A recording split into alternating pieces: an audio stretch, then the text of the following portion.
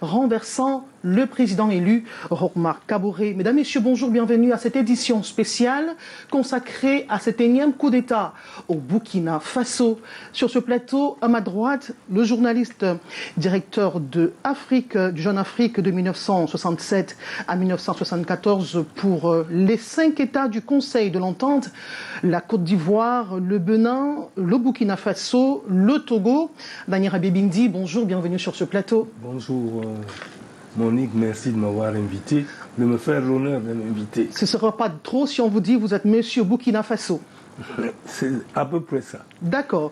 Et à ma droite, Louison Essomba, docteur en droit public, universitaire. Bonjour, bienvenue. Merci, bonjour là aussi. Je salue avec respect les téléspectateurs qui nous regardent et les copanélistes avec lesquels nous allons éclairer la lanterne sur un sujet aussi majeur que celui du coup d'État qui s'est perpétré au Burkina Faso. Alors, juste à côté de vous, maître Joseph-Claude Biliga, militant du RDPC, avocat au barreau du Cameroun. Bonjour, bienvenue. Merci de m'avoir invité. Alors, pour entrer dans le vif du sujet, c'est depuis 1966, avec le départ forcé du président Maurice Yaméogo, que le Burkina Faso entre dans cette spirale de coups d'État. On en compte 9 en 56 ans. Anani Rabié-Bindi, vous y avez vécu, vous y avez travaillé. Qu'est-ce qui peut expliquer cette facilité avec laquelle les militaires s'accaparent du pouvoir à tout moment et aussi facilement, on dirait? Vous savez, j'avais un ami, un collègue à Jeune Afrique qui s'appelait Siradiou Diallo, mais des gars dû le connaître. Oui, bien sûr. Siradiou Diallo avait répondu un jour à un Français à Paris qui était venu à Jeune Afrique.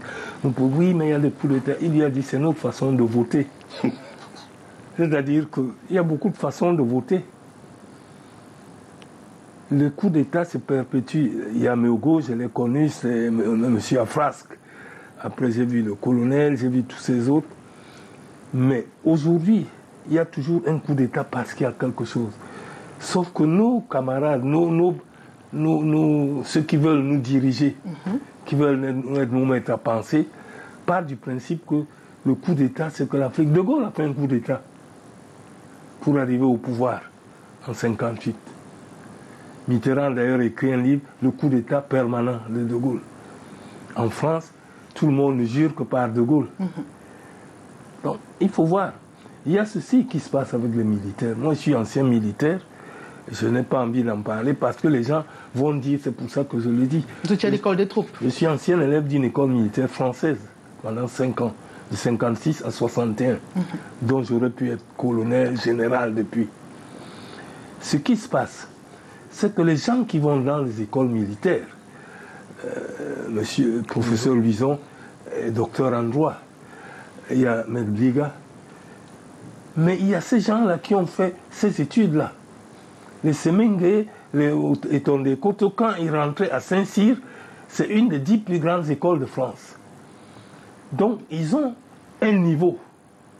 Mais on part du principe que puisqu'ils mettent le kaki, ça leur ôte l'intelligence. On dit ils ne doivent pas. Mais on a besoin d'eux. La plupart des chefs d'État ont besoin d'eux pour asseoir leur régime. Mais sauf que on observe cette succession d'hommes en treillis qui arrivent au pouvoir. Paul Henry, qui a été dégagé, je préfère utiliser cette expression, est arrivé au pouvoir en janvier 2022 en utilisant les armes. Eh bien, si c'est une intelligence qui se manifeste au sein de l'armée, comment expliquer qu'un militaire renverse son confrère, son collègue, dans un temps aussi court? Je n'ai pas dit que c'est une intelligence qui se manifeste au sein de l'armée. Je veux dire qu'on ne doit pas dire que puisque ces gens mettent le kaki, on doit les écarter de la gestion des affaires. Et qu'on ne les utilise que pour s'y mettre. Parce que tout le monde les appelle à aller sous tous les chefs qui sont là. Quelle est la place de l'armée? Vous avez été à l'école militaire. La place de l'armée, c'est garantir la sécurité de l'État. La Constitution prévoit qu'il fasse des coups d'État pour gérer le pays? Non, aucune Constitution ne prévoit que quelqu'un change de constitution, qu'il augmente les mandats pour rester. La Constitution ne prévoit pas ça. Donc vous ne validez pas les coups d'État? Je ne valide pas les coups d'État, mais je dis que Il ne faut pas dire, est-ce que la Constitution prévoit... Je vous dis, la Constitution ne prévoit pas que quelqu'un change de mandat, que quelqu'un triche les élections pour s'y mettre et utiliser l'armée pour mater son concurrent. On revient à vous tout à l'heure, Ananiara Bindi. Ce sont des institutions qui sont suspendues à maintes reprises. Le Parlement, il est suspendu. Le gouvernement, il est suspendu. Ça témoigne de la fragilité des institutions dans ce pays quand même. Bien évidemment, vous savez, le coup d'État a ceci de particulier qu'il met entre parenthèses, ou du moins crée un vide constitutionnel et institutionnel. Et vous avez souvent constaté que dès que les putschistes prennent le pouvoir, la première chose, c'est d'interdire la Constitution qui n'existait plus, c'est de dire les institutions s'arrêtent de fonctionner à un moment. Vous voyez, tout cela, c'est pour mener une vue panoramique sur non seulement le fonctionnement des institutions, mais pour essayer de capitaliser les éléments importants pour l'exercice de leur pouvoir. Et on se rend bien compte aujourd'hui que le coup d'État a encore ceci de particulier, c'est-à-dire qu'on voit son caractère spontané, préparé, prémédité, et qui doit se faire dans un laps de temps. Parce que, si vous avez bien suivi l'actualité, on vous dit qu'un groupe de militaires, avec à leur tête Ibrahim Traoré, aurait, dans un laps de temps, parce que, et c'est aussi ça le coup d'État, parce que quand ça perdu dans le temps, on peut aboutir à une tentative. Voilà. Alors, et on se rend bien compte aujourd'hui que ce qui fait mal, c'est que le coup d'État, c'est cette procédure-là qui voudrait qu'on porte atteinte à la Constitution, on viole le principe fondamental de légitimation des gouvernants à travers le vote. On tord le cou, si vous voulez aussi, non seulement au vote, mais aussi au peuple, parce que le peuple est la source souveraine du pouvoir. Et cela fait de sorte que lorsque le peuple est exclu de ce vote-là, de ce vote-là, ça devient très compliqué, parce que c'est lui qui est la source du pouvoir. Et Daniel Rabi et le patriarche Simounier tout à l'heure, que faire le coup d'État, c'est aussi manifester un choix, c'est aussi un vote. Mais à la différence que c'est un vote brutal. Brutal tout simplement parce qu'on prend le pouvoir à travers l'utilisation des armes et de la force. On prend le pouvoir à travers l'utilisation des armes sans consulter forcément le peuple qui reste souverain. Maître Joseph-Claude Biliga, c'est 9 coups d'État enregistrés en l'espace de 56 ans. C'est quand même une particularité en Afrique. Si les militaires sont aussi intelligents que ça, eh bien, j'aimerais vous interroger sur ce qui reste de ces coups d'État. L'impact social, c'est quoi? Où se trouve le Burkina Faso en termes de développement de cet individu, en termes de développement économique et tout le reste? Qu'est-ce que ça leur a apporté concrètement?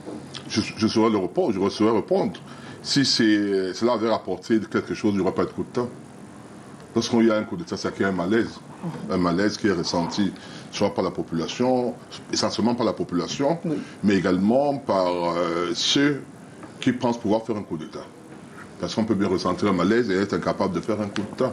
Donc il faut qu'il y ait avoir ce moyen. Lorsque vous regardez le Burkina, 11 chefs d'État jusqu'à présent, il n'y a eu que 3 qui sont civils. Qui ont été suivis. Il y a Maurice Abelogo, il y a Michel Kafando, sauf si je me trompe, et il y a Roch Marc Kaboré. Les autres sont les militaires. Tout à fait. D'où la question, pourquoi? Pourquoi? C'est le pays des hommes intègres. N'y a-t-il pas d'hommes intègres pour suffisamment impacter? C'est la question qu'on se pose. Est-ce qu'il n'y a pas suffisamment de personnes, qu'ils soient civiles ou militaires, qui puissent permettre que le pays puisse être développé? Et là, ça pose... Il a épousé le régime civil, en fait, il est devenu pratiquement civil. Alors moi, je pense que peut-être que les autres... C'est là où on dit parfois que la stabilité peut être... La dictature n'est pas toujours négative. Absolument. Dans le fonctionnement d'un État. Et je pense qu'il faut parfois être dictateur pour pouvoir asseoir les bases d'un État, comme un État comme les nôtres, des États africains qui sont essentiellement fragiles, où les tribus jouent un rôle important. Donc, moi je suis de ceux qui pensent qu'il faut faire la démocratie, mais la démocratie n'est pas forcément... le meilleur régime pour les Africains. Régime pour les Africains. Pas seulement pour les Africains. Dans la mesure où, généralement, la démocratie ne se repose pas sur les principes pas forcément objectifs. Lorsqu'on y met le copinage, surtout la tribu, Je me rappelle, on parlait du recensement tribal, lorsqu'on parlait de Burundi et de Rwanda, où la majorité, pratiquement d'une manière automatique, de la population, il va apprendre va gagner des élections, pas sur la base d'un programme politique. Ils sont 80% les Hutus. Voilà, vous comprenez un peu, c'est un peu ça le problème qui se pose au niveau de Burkina Faso. Peut-être que dès que Sankara, non pas Sankara, je vais dire, quand Compaoré est parti, ceux qui sont arrivés par la suite ont été dans l'incapacité de pouvoir remettre cette stabilité que Compaoré avait réussi à imposer. Merci beaucoup, Maître Claude Biliga, pour ce premier tour de table. Nous allons nous rendre au Burkina Faso, précisément à Ouagadougou, retrouver un Camerounais qui séjourne, le docteur Nico Dewey. Il est en spécialisation médecine. Docteur Dewey, bonjour.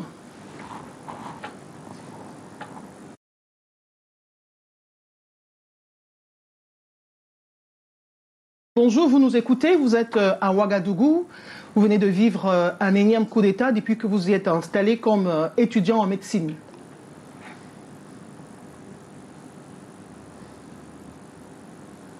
Nous avons difficilement le retour sur ce plateau avec la technique. Dans un instant, nous allons recontacter le docteur Nico Dewey, Camerounais résident à Ouagadougou. Avec lui, on va parler de l'ambiance qui prévaut au lendemain d'un coup d'État comme celui-ci. Eh bien, nous retournons sur ce plateau pour parler de cette spirale de coups d'État qu'on enregistre du côté du Burkina Faso. Et c'est en Afrique de l'Ouest, dans le Sahel.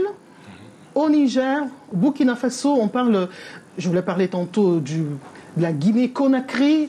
C'est une junte au pouvoir avec Mamadi Doumbouya. Du côté du Mali, Assimi Goïta. Qu'est-ce qu'ils ont en commun, ces trois pays? Je retourne vers vous, Anani Rabié-Bindi. Vous savez, les spécialistes de droit ont dit le droit. Ils ont dit ceci. Maître Biliga dit, la dictature n'est pas que négative. Oui. Il y a une quarantaine d'années, quand on disait qu'on était béninois, togolais, c'était la poubelle. À Ouagadougou, avec... En Côte d'Ivoire. Mais deux personnes sont arrivées. Il y a eu Kérékou et il y a eu Eyadema Père. Ils ont fait du Togo les pays où les Ivoiriens vont maintenant en courant passer tous les week-ends. Alors qu'avant, les Togolais, les Béninois, pour les Ivoiriens, c'était la poubelle. Bon. Il y a aussi un pays où quand les Camerounais parlent, ils vous disent le Ghana, ceci ou cela. Mais ils oublient que Rawlings a exécuté 11 personnes, dont 3 anciens présidents et quelques ministres. Il y a donc de la violence positive dans la gestion de l'État. La violence positive. Il faut qu'on accepte. Il y a la violence négative exercée par certains. Et ceux-là sont appuyés par les militaires. Ils prennent la force avec eux. Ils mettent les militaires de leur côté pour brimer les autres. À un moment, le militaire dit, mais pourquoi moi je dois travailler pour le professeur Bison? Je peux aussi me mettre devant moi-même. Et je continue à vous rappeler que l'homme le plus adulé au XXe siècle et au XXIe siècle en France, c'est le général de Gaulle. Il a fait un coup d'État. Tout à fait. En 1958. Ok, alors... C'est celui dont tout le monde parle à son nom. Alors, nous avons en image Paul-Henri Sandaogo qui a été démis de ses fonctions hier. Ce n'est plus lui qui va assurer la transition. Luzon Essomba, c'est quand même un jeune officier moins gradé qui va conduire le Faso désormais. Que peut-on espérer de lui? Il n'a pas de fait d'armes connu et reconnu. Non, écoutez, c'est un capitaine, bien entendu. Qui renverse un colonel. Qui renverse un lieutenant-colonel, c'est quand même assez curieux. Mais, comme on le disait tout à l'heure, c'est le coup d'État. Et écoutez, lorsqu'on est entouré d'une jeune, des autres militaires, parfois même moins gradés que vous, ce sont eux qui ourdissent toutes ces tentatives-là. Et ça a surpris tout le monde, ça a étonné les uns et les autres, tout simplement parce que comment un capitaine peut-il réussir à terrasser un lieutenant-colonel? Donc, c'est le coup d'État, comme je le disais tout à l'heure, et cela fait de sorte que dans de telles postures, ça devient très difficile de pouvoir maîtriser un pays. Vous l'avez si bien dit, le Burkina Faso vit sa 9e expérience du coup d'État. Vous savez qu'ils ont même manqué un coup d'État en 2015 et il y a eu un soulèvement populaire en 2014. Cela nous fait de sorte que quand on analyse ce climat, on peut donc se permettre de répondre à la question « qu'est-ce qui ne va pas ?» Pourquoi? Quelle est la cause fondamentale? Vous savez, généralement, les coups d'État se justifient par le fait que soit il y a une insécurité alimentaire, une insécurité nutritionnelle, soit il y a une pauvreté ambiante, soit encore peut-être qu'il y a des crises sans issue pour lesquelles on ne trouve pas de solutions. Et tout cela réuni, parfois aussi, il y a le verrouillage démocratique. Le grand frère Lanier le rappelait tout à l'heure, quand on modifie la Constitution pour lever, par exemple, le verrou des limitations, cela peut être à l'origine de tout cela. Donc, les causes économiques, les causes sociales, la pauvreté, surtout que le Burkina Faso vit tous ces derniers temps des moments d'inondation, de sécheresse et d'insécurité. Et ça fait de sorte que, à partir de là, les uns et les autres peuvent nourrir ces ambitions-là. Bon, maintenant... Qu'est-ce qu'on peut attendre de lui? Qu'est-ce qu'on peut... Une lecture sur les jours qui viennent? Écoutez, moi, je prends une position pour indiquer que le coup d'État, ici, lorsqu'il est commis, on s'attend toujours que ceux qui ont pris le pouvoir puissent venir modifier, échanger, améliorer les conditions de vie des citoyens. Si cela n'est pas fait, cela veut dire que le coup d'État devient inutile. Tout à fait. Alors, quand on parle de Paul-Henri Damiba, qui a été démis de ses fonctions, quand il prend le pouvoir en janvier 2022, il promet la stabilité, il promet un retour à la paix, sauf qu'en l'espace de 9 mois, on a vécu une succession d'attaques terroristes.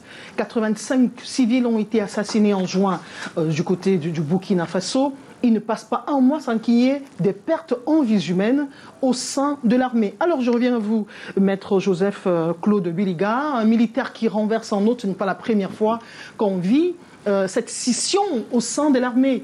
Ma question est de savoir, dans combien de temps, c'est un pronostic, quand est-ce qu'on pourrait... Vous allez dire, on ne lit pas dans la boule de cristal. Vous vous souvenez en 1983, quand Sankara prend le pouvoir, le gouvernement il est divisé entre les radicaux et les conservateurs, et ce sont les gauchistes qui le portent au pouvoir. Donc, une fois de plus, les militaires qui ne s'entendent pas. Un corps d'armée qui ne fait pas corps. Quelle est l'incidence sur la stabilité de ce pays, finalement? Il faut noter que, peut-être à la différence des coups d'État qui sont des coups d'État sanglants, celui-ci c'est un coup d'État sans effusion de sang. Normalement, on parle de révolution de palais, en réalité. C'est le même comité est resté, hein, le même groupe est resté. Il n'y a pas ils n'ont pas changé de nom. Ils n'ont pas changé de nom. Donc, en fait, il estime... Ça me rappelle un peu la rectification, le thème qu'avait utilisé Compaoré pour justifier son coup d'État. Il avait estimé que Thomas Sankara s'était dévié de la ligne. D'accord. De la même manière que les autres reprochent à celui-ci, il est venu pour pouvoir mettre un terme à la guerre. Donc il les a trahis, c'est ce qu'ils ont dit. Pardon? Il les a trahis. Il les a trahis puisqu'il n'a pas réussi à le faire. Nous allons revenir à vous, maître Claude Biliga. Okay, merci. On nous signale Dr Nico Dewey qui est en ligne. C'est bon du côté... Ok, nous allons poursuivre. Allons-y. Donc il estime qu'il les a trahis. Et ça me rappelle ce qui s'est passé au Mali. Lorsque ATT, Amadou Touré, a été mis de ses fonctions, on va dire, le motif qu'on avait estimé, on avait donné, c'est que les djihadistes avaient pris pratiquement le Mali, la moitié du Mali, et que l'armée qui arrivait était là pour rétablir l'intégrité du pays. Ça n'a pas été possible. Jusqu'aujourd'hui. Jusqu'aujourd'hui. Et de la même manière qu'on est en train de vivre là aujourd'hui. C'est-à-dire aujourd'hui, ils disent, écoutez, Damiba n'a pas réussi, nous on va réussir. Mais sachez que si Ibrahim Traoré ne fait pas la même chose, il y aura toujours quelqu'un pour lui dire non, toi aussi tu n'as pas réussi, il faut que tu partes. On va continuer, on ne laisse pas le temps d'expérimenter, de mettre sur pied un projet. Et comme dans ce genre de groupe, en réalité, ce n'est pas forcément le plus intelligent ou le plus fort qu'on a mis à la tête. Pas du tout. Parfois même Panthéon pour qu'il y ait derrière des gens qui sont les véritables responsables de trucs. La deuxième chose que je voudrais dire également, c'est que cette raison, peut-être qu'on ne l'a pas tellement très bien évoquée, très souvent, que je ne l'ai pas suivi dans le communiqué, mais n'oubliez pas que récemment, le président Compaoré est arrivé.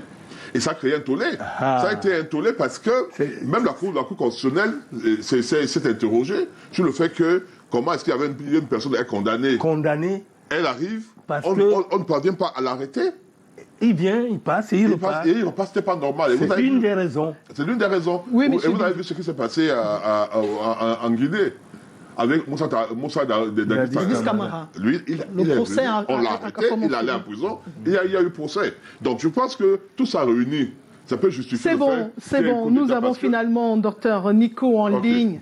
Ok, nous l'aurons. On va poursuivre pour le prendre dans les prochaines minutes. Justement, vous parliez d'une corrélation avec l'arrivée de Blaise Compaoré. Moi, je dis, Blaise Compaoré arrive, il est condamné, son mandat d'arrêt n'est pas mis en exécution. Et de l'autre côté, même le motif qui avait été évoqué, c'est-à-dire que les anciens présidents devaient se retrouver et n'ont même pas pu se retrouver de cette manière-là. Donc ça a été un échec. Je pense que les autres ont voulu faire payer ça à Damiba, ce d'autant plus que, comme je l'ai dit, le président Moussa Dadis Camara, qui était pratiquement dans la même situation, passé condamné, lui, on a exécuté la décision contre lui. Il est en prison aujourd'hui, pas devant les tribunaux. Et je pense que tout ça réuni, ça justifie largement qu'il y ait un coup d'État. D'accord. Quand il y a eu tout ça, quand il y a eu tout ça, vous avez vu que quelques jours après, la population s'en est pris à la France. On envoyait les matériels qui devaient traverser le Burkina Faso pour aller au Niger. La population a pris en otage tous ces militaires. Il y a eu des négociations parce que la population a dit que la France est derrière le pays qui vient narguer les Burkinabés. C'est l'occasion pour moi de vous interroger sur les enjeux géostratégiques de ces attaques à répétition, parce que très souvent on voit des incursions des bandes armées qui ne sont pas forcément des Burkinabés. Il y a ceci. Je crois que le problème que nous avons, nous sommes là pour informer les gens, nous ne sommes pas des procureurs, mais c'est de relayer les faits. Ce qui s'est passé, c'est que le Burkina, Blaise Compaoré a été condamné au Burkina. La Côte d'Ivoire, tout de suite, s'est précipitée de lui donner la nationalité ivoirienne pour dire on ne doit pas le toucher. Et tout le monde sait que c'est Compaoré qui a épousé une Ivoirienne, Chantal. Et que pendant qu'il y a eu des problèmes entre Gbagbo et Ouattara, c'est Blaise Compaoré qui protégeait Ouattara. Et Guillaume Soro, tout partait de là-bas pour attaquer la Côte d'Ivoire. Maintenant, quand les Burkinabés se disent, même si on est des pauvres, il faut la dignité. Pourquoi quelqu'un qui est condamné... On est des hommes intègres. Non, on a la dignité. C'est la réputation. La réputation. Quelqu'un qui a été condamné, on nous l'impose. On l'a imposé. On a imposé au président Damiba d'accepter que M. Compaoré vienne se pavaner devant les c'est ce qui a exacerbé les populations qui sont sorties dans les rues de... Et c'est pour ça que les gens ont pris un moment en cause la France. On a attaqué les convois militaires français qui traversaient pour aller au Niger. Ok, on va revenir, on marque un temps d'arrêt pour écouter le nouvel homme fort du Faso, Traoré, avec le concours de la réalisation. Et nous revenons derrière pour un autre commentaire. Les zones jadis paisibles sont passées sous contrôle des groupes armés terroristes. Notre vaillant peuple a assez souffert et souffre encore. Peuple du Burkina Faso, face à la dégradation continue de la situation sécuritaire, nous avons entrepris à plusieurs reprises des approches visant à recentrer la transition sur les questions sécuritaires. En effet, conscients de nos responsabilités, nous avons, de façon concertée, élaboré un programme de réorganisation de l'armée qui aurait permis d'opérationnaliser des unités combattantes à mesure de lancer des contre-offensives. Rejetant cette proposition, le colonel Damiba a persisté avec l'articulation militaire qui a été à la base de l'échec du régime du président Roch Marc Christian Kaboré.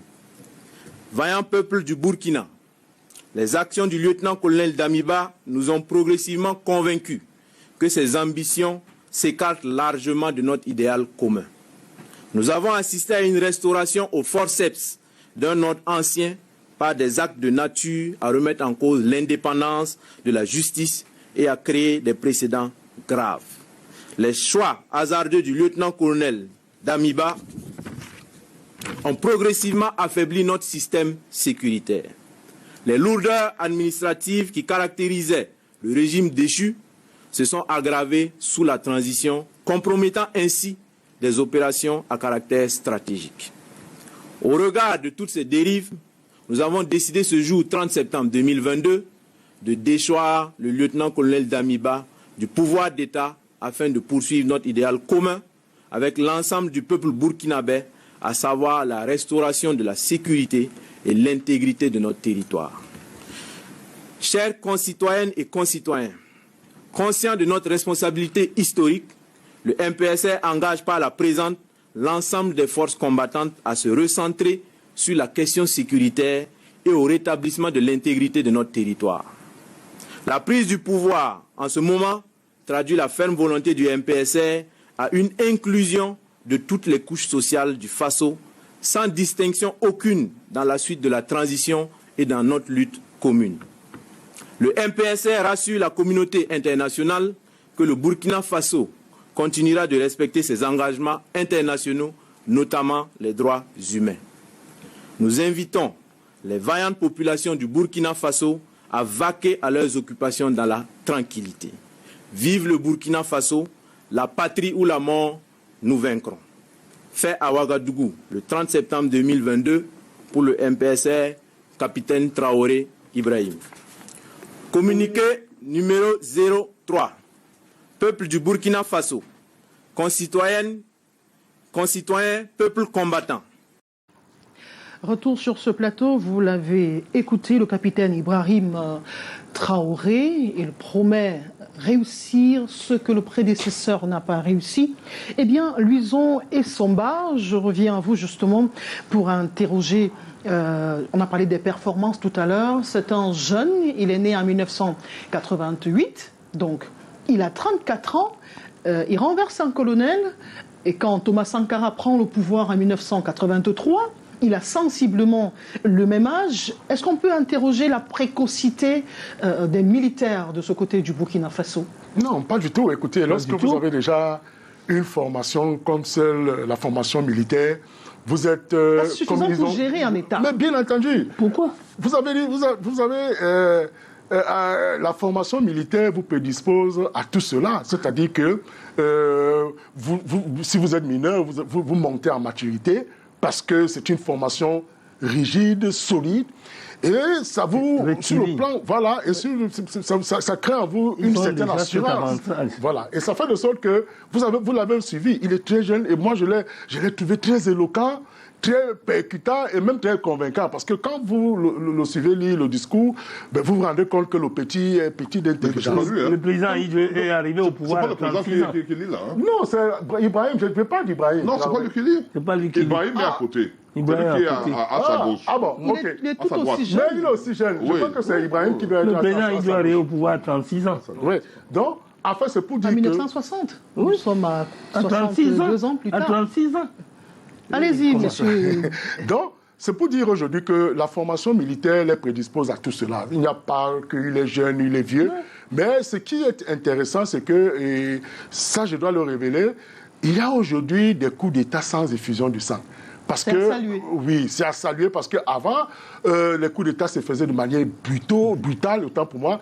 Vous voyez, il y avait des morts, ainsi de suite. Mais pourquoi? Et c'est Sankara qui le dit. Il le dit dans une phrase célèbre où il indique qu'aujourd'hui, le seul fait pour les militaires de faire l'école leur permet de faire des coups d'État sans effusion. On pensait qu'ils ne font pas l'école. On pensait qu'ils ne faisaient pas d'école, mais le seul fait qu'aujourd'hui, ils soient formés dans des écoles, on parlait des écoles militaires, fait de sorte qu'ils ont une certaine maturité et à partir de là, ils peuvent utiliser les moyens qui sont les siens pour essayer de diriger le pays. Et vous avez suivi, aujourd'hui...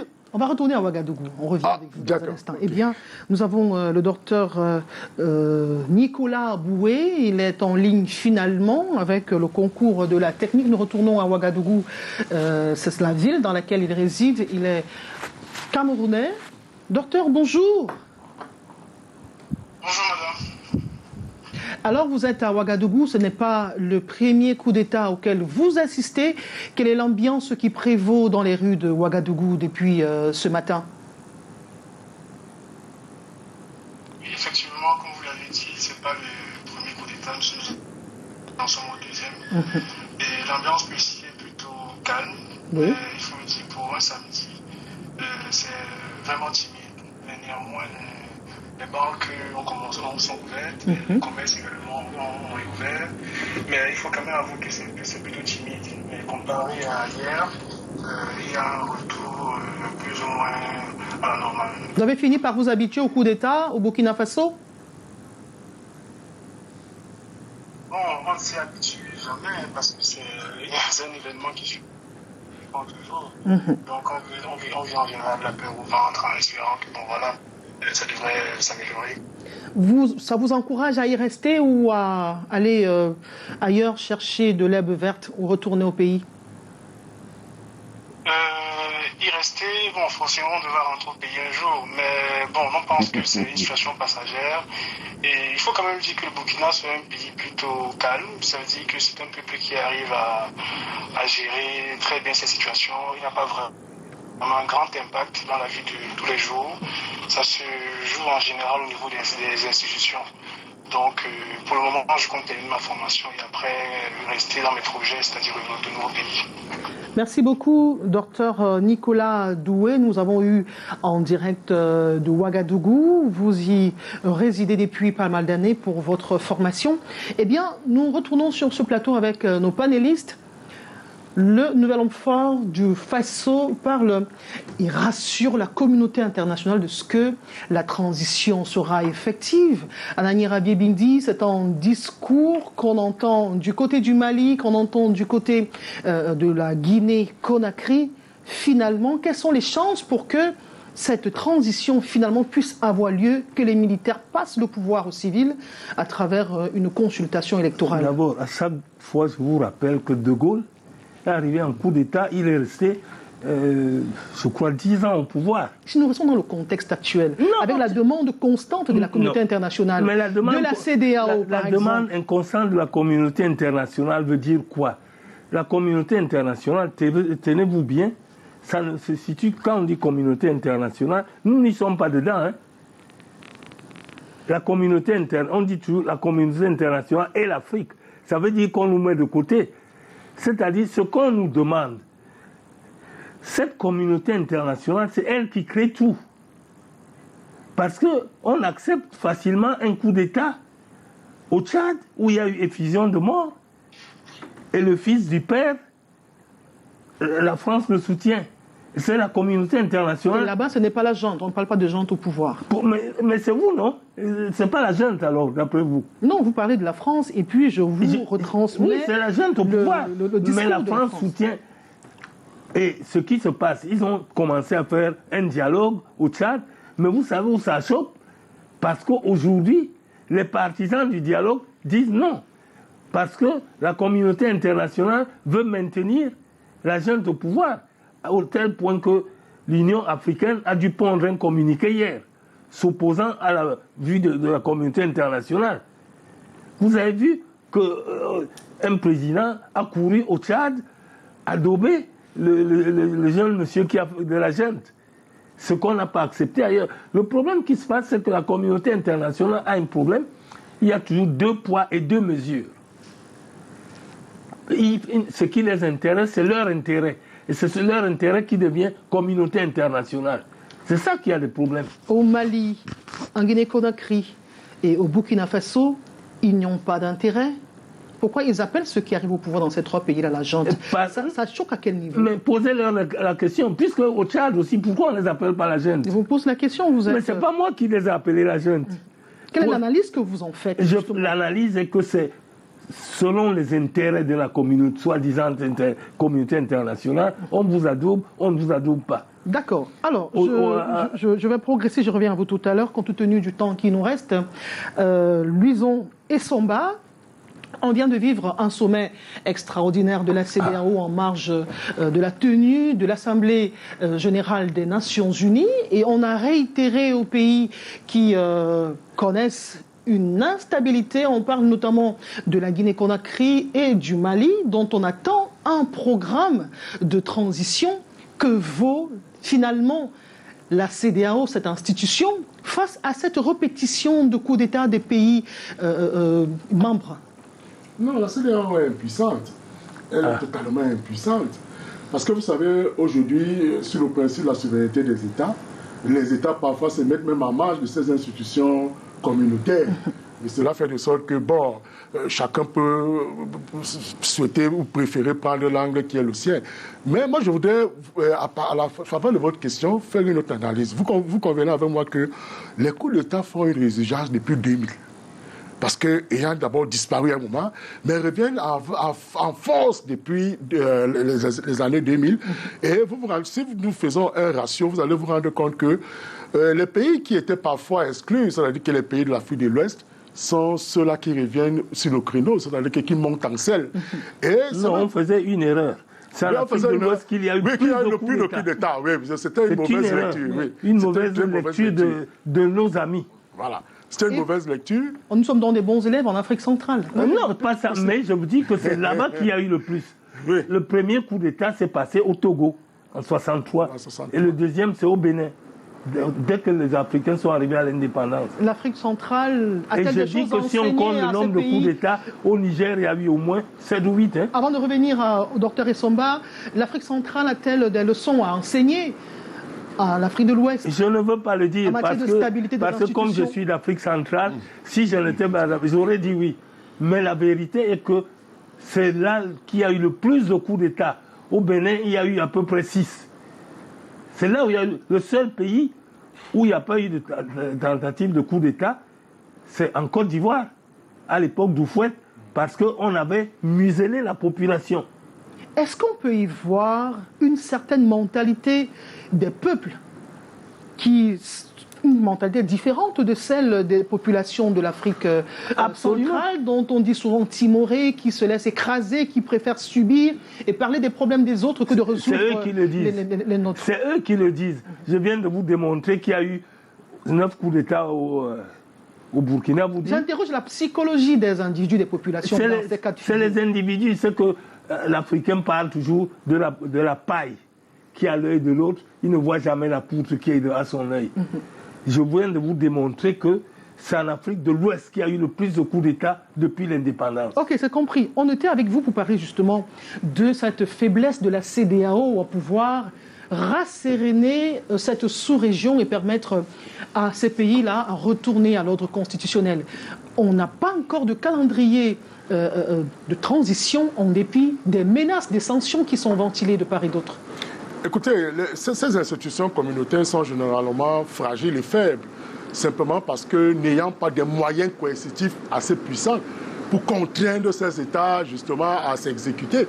Vous avez vu plusieurs fois la CEDEAO, on a même vu même au niveau de l'Union africaine, qui a souvent parfois annoncé de manière pompeuse un certain nombre de décisions, mais qui, sur le terrain, on voit bien la fragilité de l'exercice. Et ça fait de sorte que, à partir de là, comme je l'ai évoqué tout à l'heure, les États, aussi de leur côté, brandissent leur souveraineté pour dire qu'écoutez, nous n'allons pas de tout temps prendre des ordres d'une institution aussi faible qui n'arrive pas à régler les problèmes et qui attend des moments... Qui est inféodé, on entend ça également. Qui est inféodé. Voilà, le mot est là. Justement. C'est pour ça que les gens se rebellent. Voilà, donc c'est pour dire qu'aujourd'hui, cette résurgence des coups d'État nous permet de comprendre que les pays africains, surtout, on peut faire la différence tout à l'heure entre l'Afrique centrale, mais la différence c'est simplement qu'en Afrique centrale, vous avez des présidents qui perdurent au pouvoir. Or, dans d'autres pays, avec les résurgences et les manifestations de coups d'État, il y a un peu comme une rotation à la tête des États. Oui. Vous voyez, parce que quand nous prenons même le Burkina Faso, je crois que ça c'est le 5e ou 6e, c'est-à-dire qu'en termes de chefs d'État, si on peut les considérer comme ça, parce que... Les Puntier, les Baré, Maïna, Sarah, voilà, tout ça. Le régime a toujours été un régime militaire. Et cela fait de sorte que la population s'est elle-même déjà habituée. Et finalement, on n'observe pas une sorte de développement de ces pays-là, que ce soit le Burkina Faso, que ce soit la Guinée-Conakry. Comment on n'observe pas une sorte de développement? Jusqu'à présent, on ne compte pas le Burkina Faso parmi les 20 premiers pays économiquement. Pas du tout, mais il faut voir de là où ils sont partis. Donc c'est pour interroger l'impact de...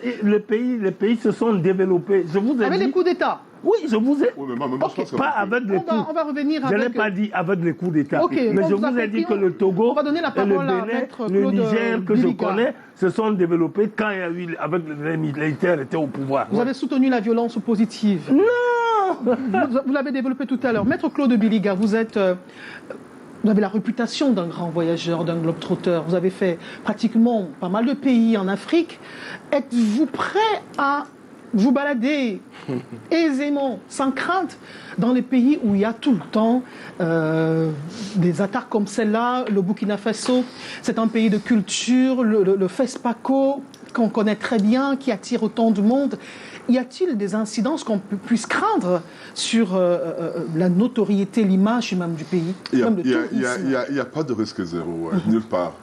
Même en allant en France, vous pouvez, lorsque vous voyez ce qu'on appelle le jury pirate, l'opération, il y a les policiers, ils sont 3-4 avec les chiens, ça vous donne l'idée que vous êtes dans un état où une bombe peut exploser à n'importe quel moment. Ouais. Donc dans tous les cas, il y a toujours cette peur qui existe. Bon, j'ai eu l'occasion d'aller dans 3 pays d'Afrique centrale, post-guerre.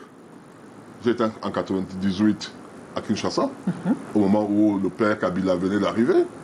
Je suis arrivé au Congo-Brazzaville après la guerre de Souba.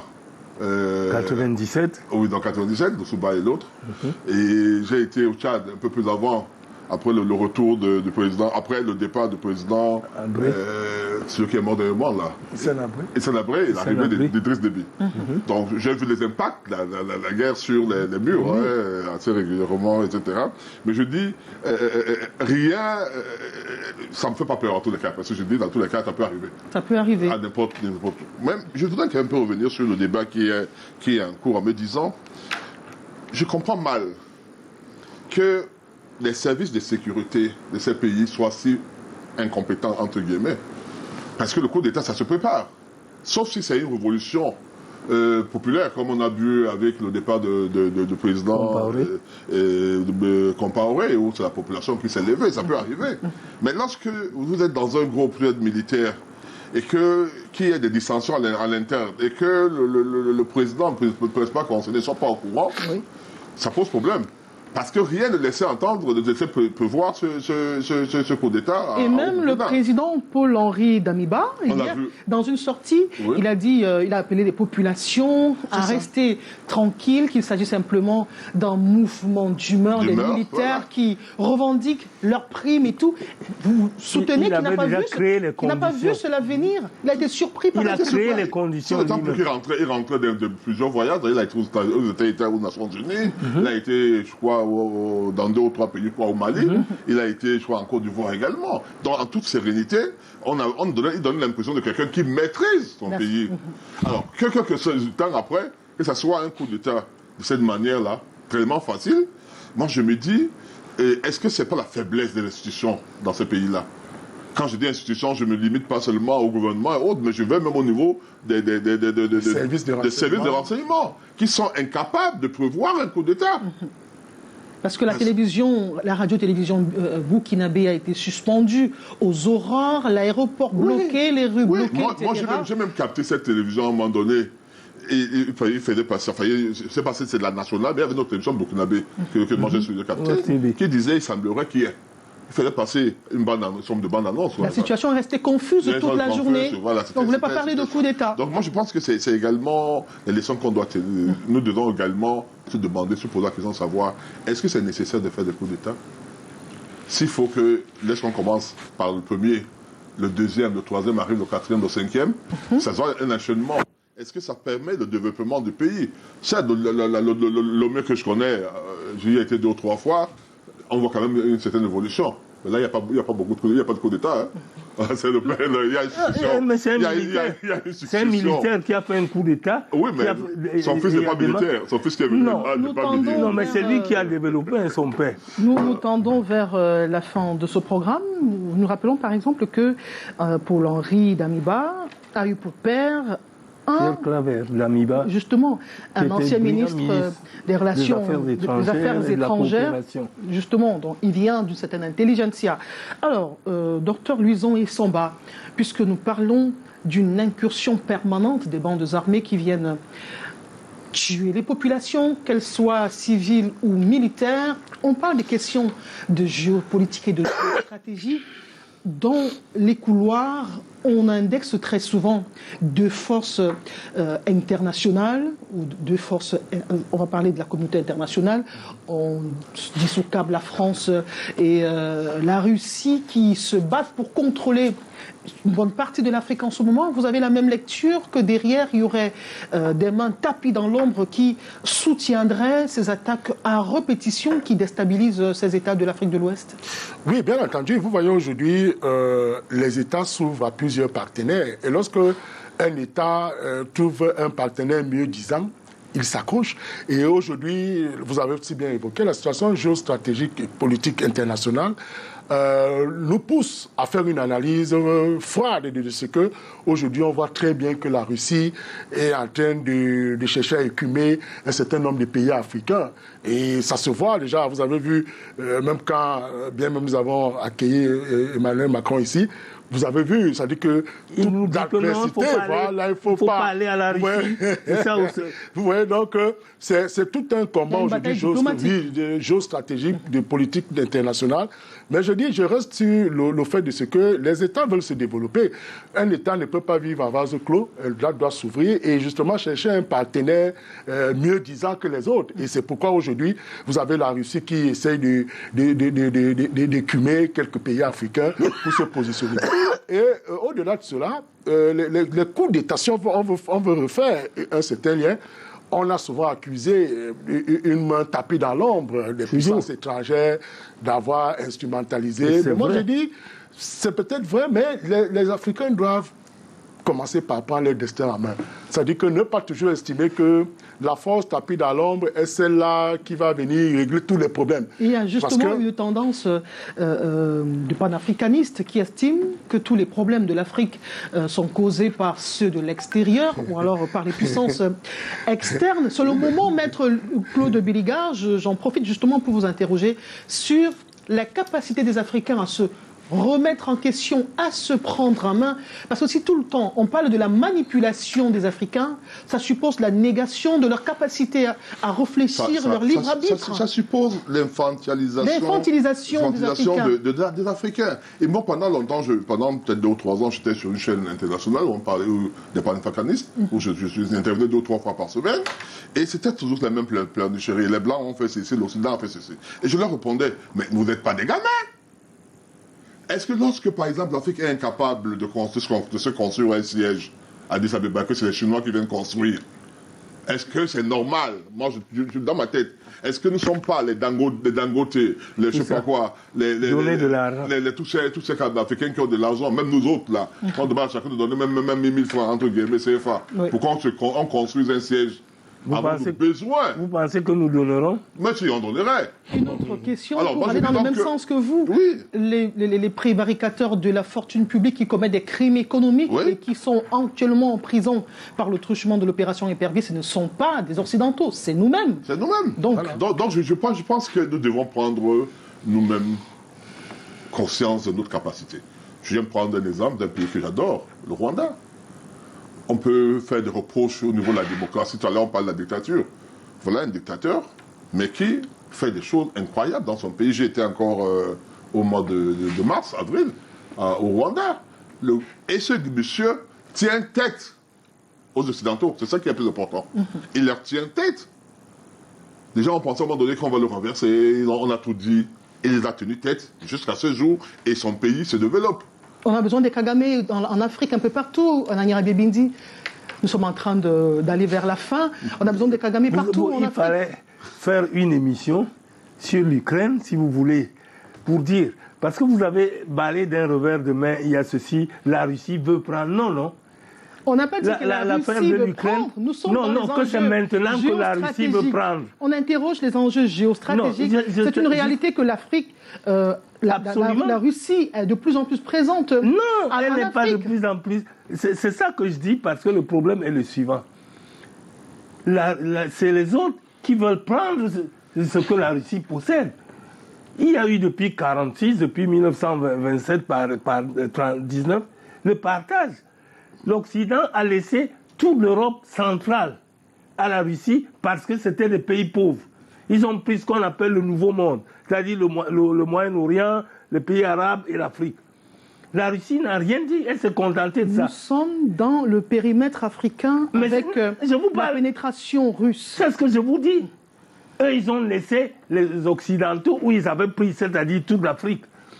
Mais le jour où eux, c'est les Occidentaux qui vont encore piocher dans la Russie, c'est pour ça que ça se casse.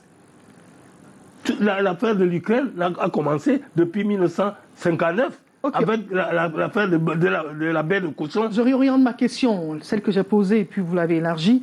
A-t-on besoin de multiplier des Kagame au Cameroun? Non, pourquoi pas? Dans toute l'Afrique. L'Afrique a-t-elle besoin de plusieurs Kagame? J'ai la chance d'avoir 80 ans. Et j'ai la chance d'avoir vécu un peu dans ces pays avant aujourd'hui, depuis les années 56. Chacun est dans un pays. Ce qui se passe, Maître Bliga dit la vérité, nous ne sommes pas des enfants. Mais il y a le rapport de force. Il y a que nous sommes dans nos pays, les gens pauvres et les gens un peu intelligents, comme les deux là. Le drame qu'on a, c'est que les Africains se mettent toujours, quand ils parlent, ils prennent la place des autres pour dire, comme ils disent, moi je ne peux pas faire ça, ils pensent que tout le monde est là. Kagame dirige un pays où on dit que la démocratie, c'est la loi du non, one man, one vote. Il dirige un pays, 20% de la population dirige 80%. Et on a tué le président Habyarimana avec l'autre parce que élu démocratiquement. Et les 20% permettent aux 80 autres % à avoir des meilleures conditions de vie? Non, on ne peut pas dire que vous avez des meilleures conditions de vie. La vie, ce n'est pas la nourriture et la boisson. Pourquoi le Rwanda devient donc une référence de plus en plus en Afrique donc? On ne peut pas parler de ça ici. Je ne sais pas qu'on ne peut pas parler ici. Invitez-moi dans une émission. Parce que quand on dit référence... Demain ne nous appartient pas. Non. Demain ne nous appartient pas. Si vous voulez, je vais vous dire, le Rwanda devient une référence parce que le Rwanda est tenu par des gens qui appuient. Vous voulez qu'on vous dise que les Rwandais occupent une grande partie de la RDC qui est la plus grande partie riche en miniers, et que le Rwanda, les gens passent par le Rwanda pour aller prendre c'est bien là. Et donc ils soutiennent le Rwanda, hein. Et ils soutiennent Kagame. Le jour où il y aura ce débat, appelez-moi aussi. Voilà. Exactement. On fera un débat sur le Rwanda, mais aujourd'hui, on a juste fait une petite incursion du côté du Rwanda pour parler de la violence positive qui semble apporter des fruits. Oui, nous en parlerons. Ça porte des fruits. Nous sommes en train de clôturer cette émission. Je commence par vous, Louison et Samba. Que vaut la démocratie pour les peuples africains si nous mettons sur la table cette résurgence des coups d'État? Écoutez, quand on veut faire un rapport entre la démocratie et le coup d'État, il faut d'abord se dire qu'il y a une incompatibilité principielle, c'est-à-dire que de la démocratie avec le coup d'État. C'est-à-dire que là, c'est incontestable.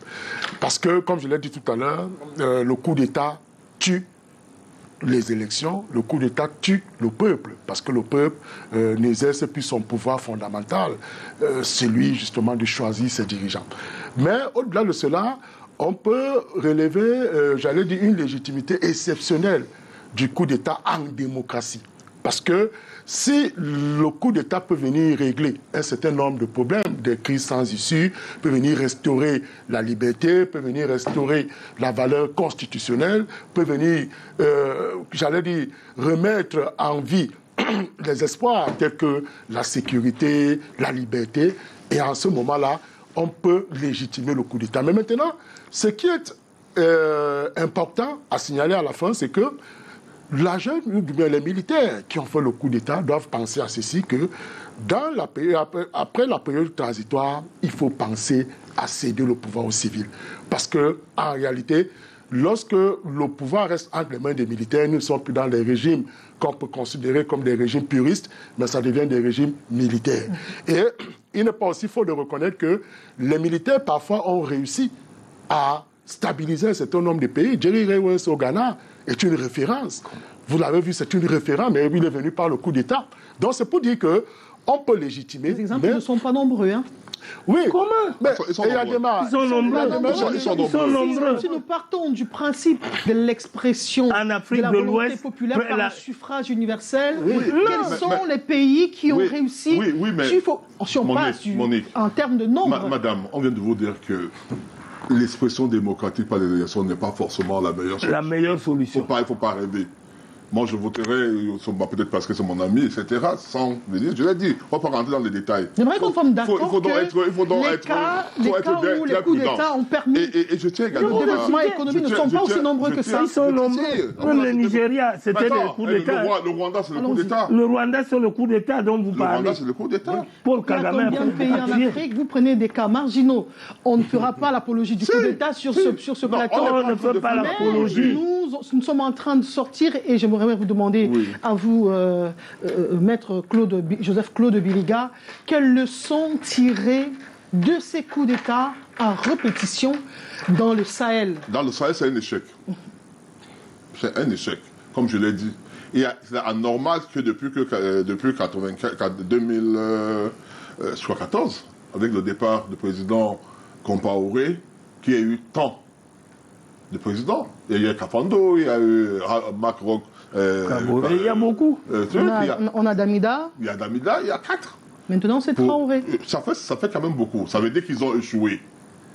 Ils ont échoué parce que s'ils n'avaient pas échoué, il n'y aurait pas eu de coup d'État. Dans leur cas, la raison principale, il faut quand même qu'on le dise, ce n'est pas forcément le développement économique. C'est la sécurité ou l'insécurité. C'est le même problème qui se pose au Mali, avec les djihadistes et autres. C'est-à-dire que l'État se trouve incapable de donner aux populations la sécurité. Oui. Chaque fois que vous entendez qu'on a tué, comme récemment, là on a tué 15 militaires, ou je ne sais pas quoi, absolument. Nécessairement, ça crée des mécontents parmi les populations. Mais si c'est dit, le coup d'État, nous ne faisons pas l'apologie, nous sommes d'accord. Le coup d'État n'est pas forcément synonyme de l'échec. Je veux dire synonyme du fait que, comment je peux dire ça? C'est-à-dire que ça peut être également la volonté populaire. Je crois que certains l'ont dit sur le plateau. C'est-à-dire que lorsque les gens n'ont pas les moyens de pouvoir se révolter, l'armée devient un peu comme leur secours pour pouvoir les aider. Et sachez, je termine par là qu'il n'y a pas que les coups d'État qui sont entre guillemets antidémocratiques. La succession même dynastique qui constitue, même dans les régimes comme le Maroc, où il y a... c'est une dynastie. C'est une dynastie. Ça peut constituer également une négation de la volonté populaire. Justement, sauf que dans les différents cas d'espèces qu'on a cités, on attend inlassablement la reconstitution des institutions, l'organisation des élections, afin que les peuples expriment leur volonté souveraine. Je me retourne vers vous, Anani Rabié Bindi. Comment sortir définitivement? D'abord, je vais vous dire comment en sortir définitivement? Aucun militaire... le temps n'est pas assez élastique. Ceux qui arrivent au pouvoir viennent avec l'idée de développer. Est-ce qu'on ne les aide pas à ne pas le faire en les bloquant? Ok, on nous signale de l'autre côté que notre timing il est terminé. Comment en sortir définitivement? Vous ne direz pas. Je vous dis, moi, ce que je crois, le jour où on va associer les militaires à la gestion de la chose publique, il y aura moins de problèmes. Oufouette a été le premier à y penser. Il y a eu des militaires, ministres de l'Éducation, ministres de ceci, ministres de cela. Parce que quand vous continuez à dire que les militaires sont propres juste pour les casernes et aller en guerre. Ça ne marchera pas. Merci beaucoup. Anani Rabié Bindi, ancien directeur de Jeune Afrique de 1967 à 1974 pour les 5 États du Conseil de l'Entente Côte d'Ivoire, Burkina Faso, Bénin, Togo, Niger, puis le Sénégal, Mauritanie et le Mali. Merci d'être venu. Merci. Alors, Dr Luson Essomba, spécialiste en droit public universitaire, merci d'être venu. C'est moi. Maître Joseph Claude Biliga, avocat au barreau du Cameroun, spécialiste des plateaux de télévision.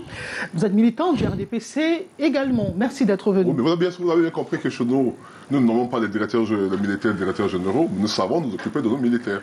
Et c'est pourquoi il y a stabilité. Pour ça qu'il y a stabilité. Après 40 ans de pouvoir. Merci beaucoup. Mesdames, Messieurs, nous avons été très heureux de vous présenter cette édition spéciale. Coup d'État au Burkina Faso, le 9e du genre en 56 ans. Avec nos panélistes, nous avons parcouru, analysé cette problématique, les conséquences sociales, économiques, culturelles, politiques de cette instabilité permanente du côté du Burkina Faso et dans le Sahel. Merci de nous avoir regardés et à très bientôt et restez en compagnie des programmes de Canal 2 International.